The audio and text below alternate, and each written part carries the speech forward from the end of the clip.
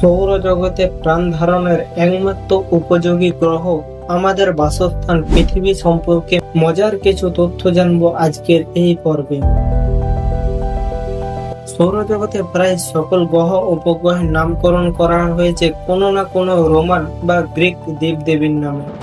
যেমন শুক্র গ্রহের নাম করা হয়েছে গ্রিক সৌন্দর্য ও ভালোবাসার দেবী ভেনাসের নামে। রোমান যুদ্ধের দেবতা মার্সের নামে রাখা হয়েছে মঙ্গল গ্রহের নাম। শুধুমাত্র আমাদের নিজেদের পৃথিবীর নামকরণ কোনো দেবদেবীর নামে করা হয়নি। পৃথিবীর বয়স প্রায় 450 কোটি বছর হলেও আমরা একে আর্থ বা পৃথিবী নামে ডাকা শুরু করেছি প্রায় 1000 বছর আগে থেকে। প্রায় সকল ভাষাতেই পৃথিবীর শব্দটি মাটি বা ভূমি শব্দের সমার্থক শব্দ। সূর্য থেকে গ্রহগুলোর দূরত্ব বিচারে পৃথিবী সৌরজগতের তৃতীয় গ্রহ। পৃথিবীর আকাশ সৌরজগতের অন্যান্য গ্রহের তুলনায় বেশ ছোট। জুপিটার বা বৃহস্পতির গ্রহ পৃথিবী থেকে প্রায় 1000 গুণ বড়। আমরা পৃথিবী থেকে যেমন চন্দ্রোদয় বা চন্দ্রাস্ত দেখি, ঠিক একই রকম ভাবে চাঁদ থেকে পৃথিবী উদয় বা পৃথিবী অস্ত দেখা যায়।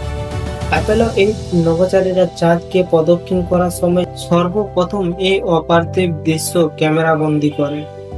পৃথিবী প্রতি সেকেন্ডে 29,000 কিলোমিটার গতিবেগে সূর্যের চারদিকে প্রদক্ষিণ করে।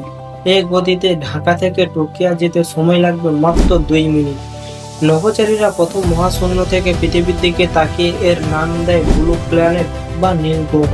আমাদের পৃথিবী 70% পানি দ্বারা বেষ্টিত, আর তাই মহাশূন্য থেকে পৃথিবীকে নীল দেখায়। প্রায় 30 কোটি বছর আগে পৃথিবীর সকল স্থলভাগ একসাথে এক বিরাট মহাদেশ আকারে ছিল, আর ছিল একটি মাত্র অতিকায় মহাসাগর। তখনকার সেই একক মহাদেশকে বলা হতো পেনজিয়াম, আর সেই মহাসাগরকে বলা হতো পেনথালাসা। সময়ের বিবর্তনে পৃথিবীর স্থলভাগ পৃথক হয়ে তৈরি করেছে 7টি মহাদেশ ও 5টি মহাসাগর। প্রায় 30 কোটি বছর আগে আমাদের পৃথিবীতে বাস করত প্রায় 700 ভিন্ন প্রজাতির ডাইনোসর। আপনি যদি বর্তমান পৃথিবীর উপর হতাশ হয়ে টাইম ট্রাভেল করে ডাইনোসরদের সময়ে ফিরতে চান, তবে অবশ্যই স্পেস স্যুট করে যেতে ভুলবেন না, কারণ তখনকার পৃথিবীর আবহাওয়া ও জলবায়ু মোটেও এখনকার মতো ছিল না। সে সময় বাতাসে যে পরিমাণ অক্সিজেন ছিল তা আসলে নাই বললেও চলে।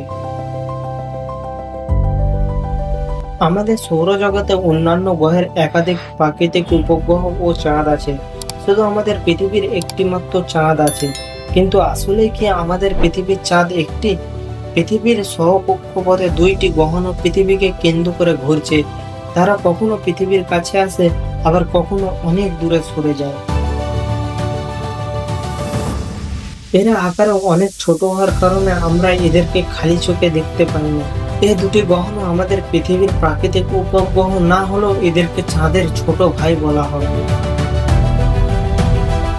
এই ধরনের আরো ভিডিও দেখতে চাইলে আমাদের চ্যানেলটাকে সাবস্ক্রাইব করুন এবং আমাদের অন্যান্য ভিডিওগুলি দেখতে থাকুন। আমাদের ভিডিও ভালো লাগলে লাইক করুন, কমেন্ট করুন। দেখা হচ্ছে পরের কোনো ভিডিওতে।